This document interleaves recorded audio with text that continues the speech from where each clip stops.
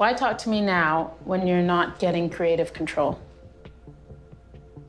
It's been 11 years since Casey Anthony was found not guilty for murdering her 2-year-old daughter, Caylee, and now she's breaking her silence. The 36-year-old woman is set to share her side of the story in Peacock's new 3-part docuseries, Casey Anthony, Where the Truth Lies, which is set to debut on November 29th. The limited series, which has been created by Alexandra Dean, will feature material from Casey's own archives and a lot of behind-the-scenes footage. Dean shared what viewers can expect in a press release, saying, "Since her acquittal in 2011, public opinion of Casey Anthony has been largely shaped by the media, convinced of her guilt.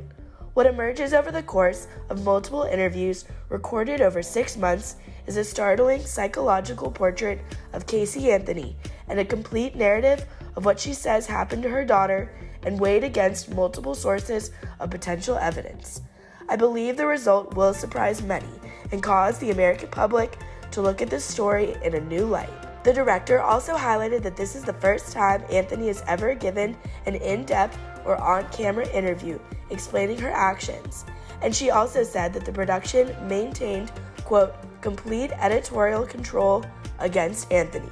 Caylee Anthony vanished in June 2008, only to have her remains found several months later. Access Hollywood re-examined the case back in 2020 with legal experts and broke down the tragic timeline of the little girl's death.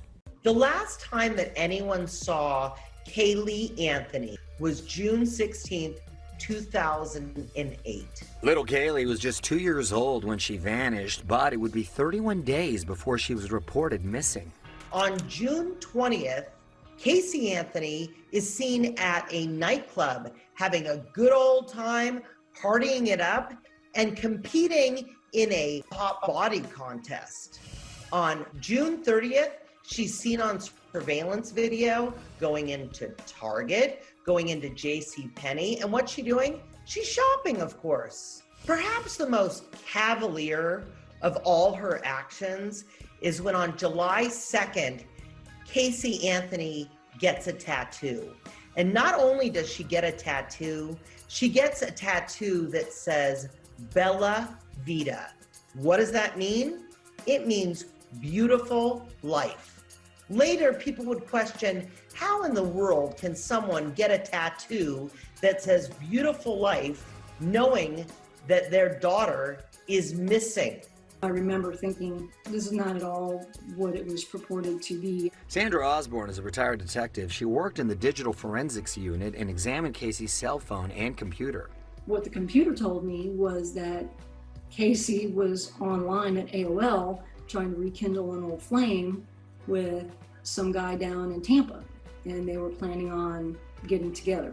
So for someone who was concerned about her daughter, she's on AOL during that same time frame, trying to rekindle this old relationship. Something's not adding up. Casey's mom, Cindy, was desperate to find Caylee and finally confronted her, demanding to see her granddaughter. That's when Cindy finally decided to call 911. I have someone here that I need to be arrested in my home. They're there right now? A possible missing child.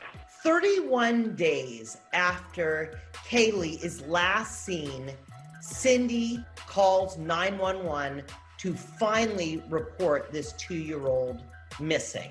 Cindy actually calls a couple times. The first time she calls 911, she wants them to arrest her daughter for stealing her car. Casey then told her mom that Caylee had been taken by the babysitter, which later proved to be a lie. Cindy called 911 again.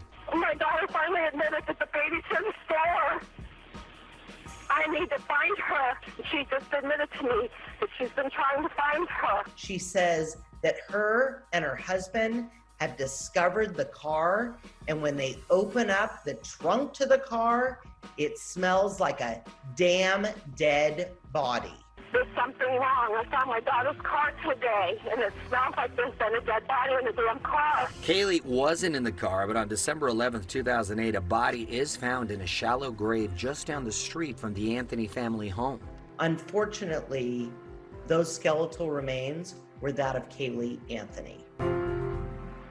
Now, Casey Anthony was tried for Caylee's murder, but a jury found her not guilty. She's always maintained her innocence, and she also told CNN in 2012 that she was never a party girl.